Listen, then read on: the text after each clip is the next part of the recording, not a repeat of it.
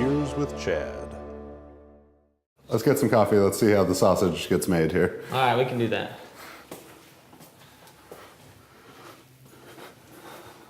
Oh, that's our fire safety flow chart. Safety first. Safety first. According to DMX. According to DMX. This is Rob. You make a coffee. Rob, what's up, man? Run that up. Nice to Are you ready? Yeah, go ahead. So what's happening here? So we're filling growlers, and we are, filtering. Basically, it's already gone through its pre-filtering process. And then this is kind of like the last step. So bottles got sanitized, and then they get filled. We don't do a lot of growlers anymore. It's kind of more of a special order thing, but it's still around. So people love 64 ounces of coffee at a time. Who doesn't need 64 ounces of cold brew at a time? Juggernaut-sized bottle of coffee there. So, but yeah, that's the growlers. And do we want to? You want to go get some bottles? You can come out here. So, you guys do cold brew? We do cold brew. We do organic beans, organic cold brew. Nitro? Nitro coffee, yeah. So. What's the difference as a coffee novice? Yeah, so there's I just drink it. There's a thing about nitro coffee because it sounds like you're American Gladiator, like nitro, but really it's literally the gas that pushes the coffee out. Yeah. Carbon dioxide will stale the coffee, CO2 and it'll make it sparkly like a soda, which nobody wants. And then so basically nitrogen is just more of a preservative, but gets the coffee out of the keg, and it also gives it like a creamy, frothy head, but it'll leave it flat. Yeah, like a Guinness kind of. Like a Guinness, yeah. like a Guinness, exactly like a Guinness. So this is where we'll just grab a couple of bottles real quick. This is kind of, strong guy, not so strong guy. Regular one. That'll get filled up today. So that's what Rob's doing now. He'll fill all that up. This is kind of no man's land out here. I try not to come out here. But yeah, so all this will get, all that'll get filled and then it'll be ready to go out to the stores. We do, if you want to see kind of dry bean. So this is like dry bean storage, dry bean packaging. This is where all the bottles get wrapped. We wrap every bottle by hand. Hand wrap? Still wrap everything by hand, still fill everything one at a time. The same way like I did it when I was by myself at a rental kitchen, same way we do it now. So, just more volume. How long you been doing Thunderking for now? For 3 years, since 2015. We'll just kind of matriculate up to the office for this part. Let's go. So you came from you were working with another coffee company, I recall. Yeah, so I'm a hairdresser by trade, and I do. He cuts my hair. So. I do cut Chad's hair. I'm not a magician. Yeah, so he can't put hair where it doesn't exist, but I do the best I can. Thunderking bottle opener. Oh, look at that. That's the first one. That was the first one. There's been 2 since then. He's got a calculator. That's how you know he's a businessman. That's what I do. I just do this all day. And then get on the phone. I don't even know if I have a phone. Oh yeah, I do. Sell. Buy. It's hilarious. This is hilarious. Because who needs a landline? And Brian and I, my partner Brian, our first argument was we need a fax line. And I was like, we don't need a fax line, man. We don't even need a phone line. We can have a Google phone line. He's like, nah, man, we need a phone line. I was like, dude, whatever. And so when that rings, everyone goes ah! It's scary. It's right, 100% fucking sales calls, right? Dude, yeah. But also any freight that we get comes that way. And then any random, actually one of our biggest accounts called on that line. like the Anaheim Convention Center. Yeah. Oh well. Where they called and were like, yeah, we have a coffee stand, a couple coffee stands, and we want to do this and this. And I was like, oh yeah, okay. And then like, I just want to get some samples. And I was like, yeah, sure, man. Like, I'll bring some to you. And he's like, well, I live on the east side, and so I can just come over. I was like, sure.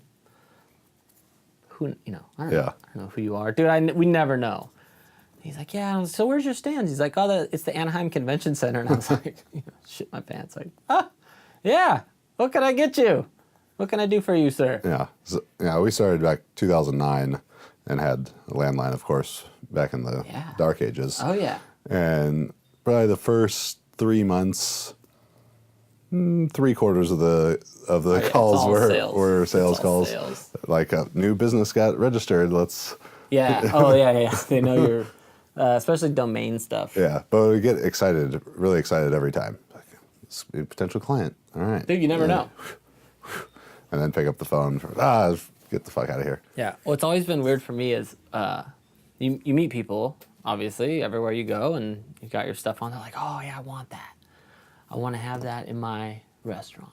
I want to have it in my restaurant. And you're like, yeah, man, all right, yeah, I'll bring you some samples, whatever you want. And you go, and it's like, maybe he's the dishwasher. Yeah. And you give it to him, and like him and his buddies drink it, and you never hear from him again. Or you meet someone who's like, I want this in my place, and you're like, yeah, man, sure. Like, I'll bring you samples, and you bring it, and they're like, yeah, it was like, I'm the manager of a Pavilions. Like, oh, yes. So it's hard to. You have to just treat everyone. Everyone can help you in some way. Yeah. That's what I've learned. So you're cutting hair, you're skateboarding, you're in the band, all that stuff. Yeah. What made you think I gotta start making coffee for people? Oh well, I had all this money, and I was like, man, I want to make none.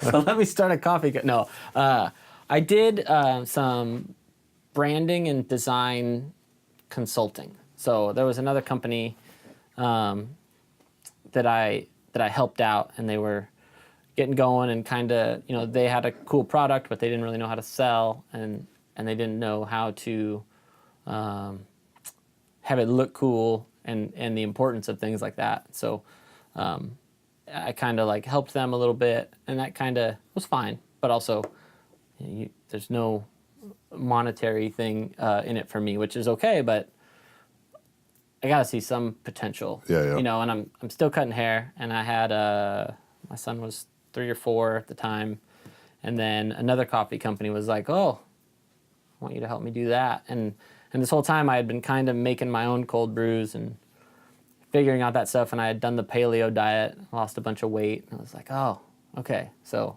I saw the necessity for a black coffee that actually tasted good, but also that looked good.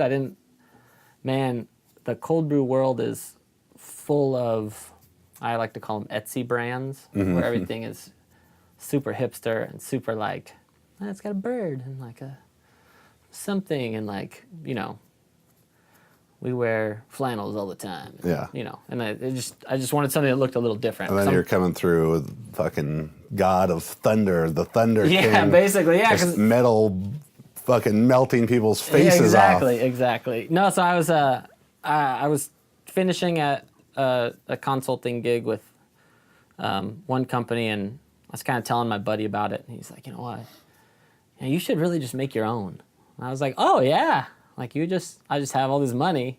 Like, let's just do it. Let's jump off the deep end. And he's like, no, like how much money do you need? I was like, well, I don't know, $10,000, So we got to market. Was that a well-researched number? It was okay. Because I had just done it with 2 companies, so I knew what the real cost at a certain volume of bottles would be, and coffee, and you can kind of in that mid-range. We're not at the level we're at now for cost of hard goods, but this level where I got that to market in $10,000 basically, with a shared kitchen and renting space and just doing everything at night basically while my family was asleep. And I think once we started that, we had another baby, and so it was like, my wife was kind of like, look, you can do this, it's great, but also like we have a family, so you can't just be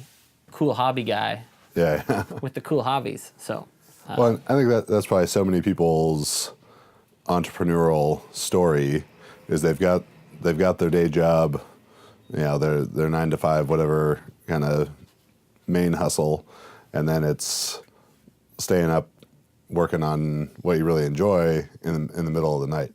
So Right. What was it that made you feel like, all right, we're ready to kind of tip and take that leap into what Thunderking is now? I think the more I kept doing it, and the more like you and I meeting, like you and I being friends, all that stuff I really liked, but also, and the one thing, you pour your heart into making these things, and people drink it for a while, and then they actually say hey, this is actually good. It's like, no shit, you dick. What do you think we're doing here? So that, the more that it was selling and the more stuff that was going on, and it was like, okay, this can be a real thing. I have a really good team here behind me, and my partner, Brian, when he came in and was kind of look, this is real. This isn't just a hobby. I had met with an investor early on, and the guy was like, yeah, it sounds like you have a cute hobby. He actually said that. Oh man, I was phrase. I was furious. I was so mad because, like I said, I've put everything into this. Yeah. This has become my identity. And you're brewing it, bottling it, labeling it, selling it, delivering it. Yeah. Because that was all you. You were going to these stores and driving, sitting in LA traffic to deliver. Oh, yeah. Yeah. So everything, and that's, we instill that into every employee. You have to work down there and know how everything is done so that you can appreciate what's in each one. How many employees you guys got now? We have 4 now. We're about to bring 1 more on. That's 4, and then you, Brian. No, it's 4, including all of us. Okay. So, yeah. So, Rob, Rory, another Rob is coming in, and then Brian and I. So I guess that's 5 total. What are you going to call the second Rob? Oh, we're calling him Rob 2. Rob 2, all right. Yeah. Oh, Calling him Rob 2 right now. Thing. Yeah. But I don't know. It's actually been a really deep discussion. Yeah, I'd imagine so. Rory, Rob. Yeah. It's company culture. I hate it. All right, so Motley Crue. Motley Crue. How does Motley Crue play into Thunderking Coffee? So as we were making this pivot, as I was making this pivot in my life of, is this going to be my thing? Am I going to jump off the deep end, basically? Are you going cute hobby or business? Fucking cute hobby, or is this a real viable business? I love Motley Crue. It's my favorite band. That doesn't mean that I think they're the best of everything, but they are my favorite band. And when they started, they were essentially, either going to be homeless and die or make that thing work. And they put everything into that band because they had nothing other than that. So I obviously didn't have nothing, but my whole thing was hey, I'm gonna do this there's no backup. Because I think when you have a backup, you play it safe. Mm-hmm. And it doesn't mean you can't have a backup. I have my skills in life, and like I said, I'm a hairdresser, and I still cut hair because I enjoy cutting hair. But I'm gonna make this work. I'm gonna make this successful because this is my business, and I believe in it. And when I believe in it, other people will believe in it. So do you have a "What would Tommy Lee do" tattoo on you anywhere? No. Yeah. I do have I'm a Dreamer, which is from Home Sweet Home, and then yeah. Have you ever met Max's wife, Joanne? No. No? Okay, you guys would get along very well. I've only met Max 3 or 4 times. She'll be here this weekend. He just wants to fight me every time, and I feel bad because I don't want to put his dick in the dirt. So, he's a sweet guy. We'll come by the restaurant. They'll be in town this weekend. Okay, yeah. You and Max can fight, but you and Joanne can talk Motley Crue. Talk band music, yeah. Yeah. And my brothers, I grew up with my brothers being a little older than me. So in the 80s, I was like a kid. Yeah. And like, the kindergarten teacher calls my mom and was like, everyone was saying their favorite song, and your son said, "Shout at the devil." And it was like, she's like, "Oh, well, that's Dean." That's how I got all my like Arnold Schwarzenegger movie exposure. Yeah. Watching Commando and Terminator 2 when I was like 6 years old. Yeah, Because my brothers are 10 years older than me. I just watched Predator with my son, who's 9, and then he's like, "Let's watch the second one," and I'm like, the effects they're ancient, so it doesn't look like anything, but it's also like, maybe I should rethink my parenting at some level. That's good. Things. You and I turned out fine. Yeah, we're great. Yeah, kids they don't even be wearing seatbelts and shit all the time. Model citizens. Yeah. All right. Well, let's continue this at the I guess what was sort of the next step of the business. Yeah. As well. We can go over there. Yeah. Next step of the podcast. Next step of the business. That's what professionals call a segue. Oh. And it will just magically appear over there. So where's the professionals? Oh, gotcha. That's what I heard on TV. Yeah, that's what you've read on a podcast. You read it on a blog. Is that like Just like to line up the Thanos?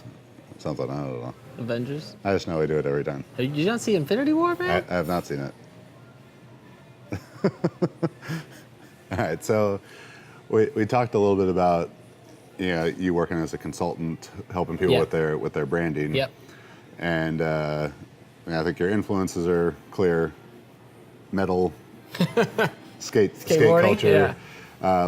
What do you when you're creating the branding for Thunderking or as you look at other companies, what do you think makes like good, effective branding?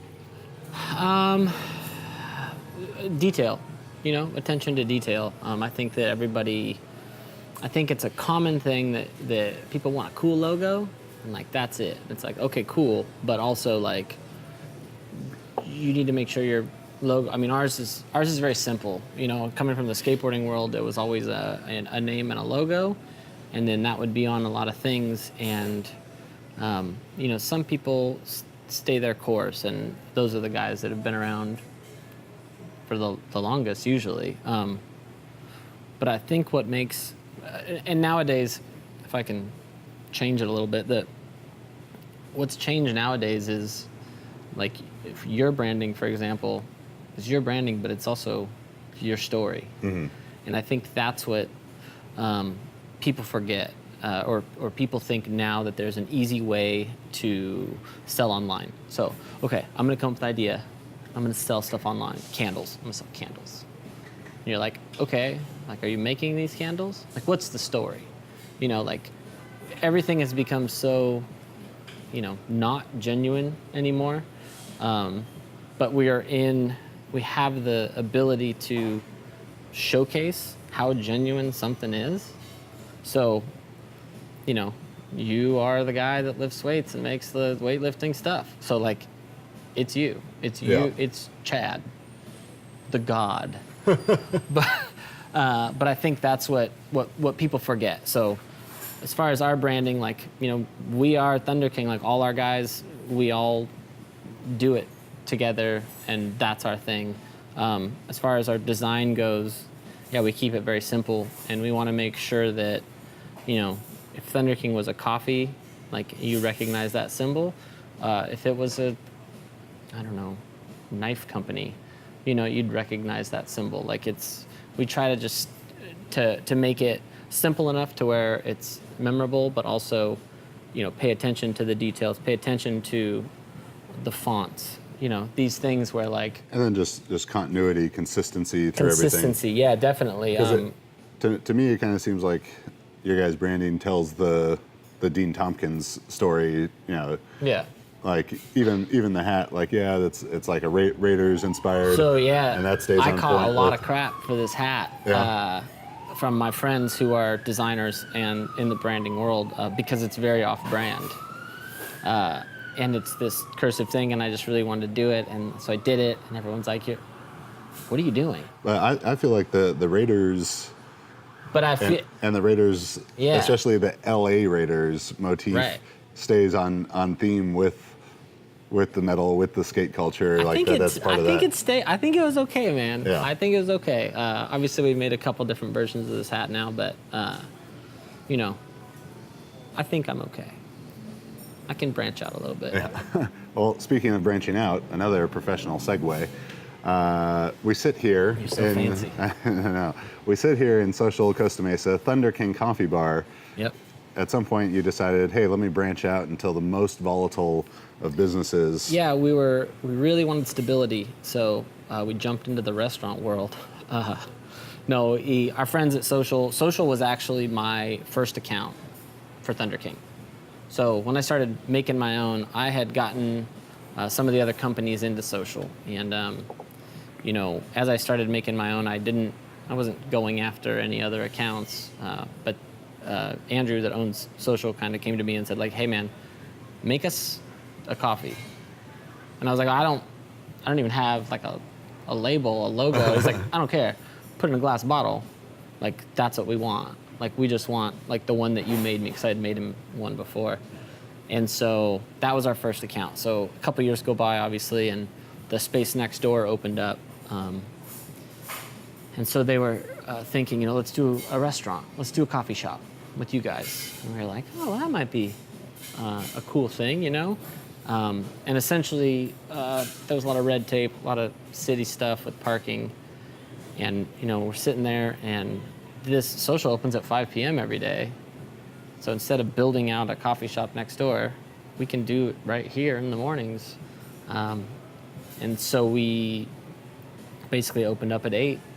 And so it's the Thunderking Coffee Bar at Social. And, you know, they make the best food and the best drinks. And, you know, their syrups they make from scratch. I mean, it's really a craft cocktail bar. So if I'm going to have a vanilla latte, then I'm going to want a handmade salted vanilla syrup. Like it sounds so, you know, hoity-toity, but I don't want the one out of the pump because somebody else has that down the street. So we really wanted to have a unique experience here with the nitro lattes and mixed mocktails and coffee cocktail drinks. So if you want to have a, you know, whiskey in your coffee at 8 a.m., this is the place. So, and breakfast burritos, We'll you just know? let people speculate as to what's in this one. I mean, that's their business. Yeah. Well, awesome, man.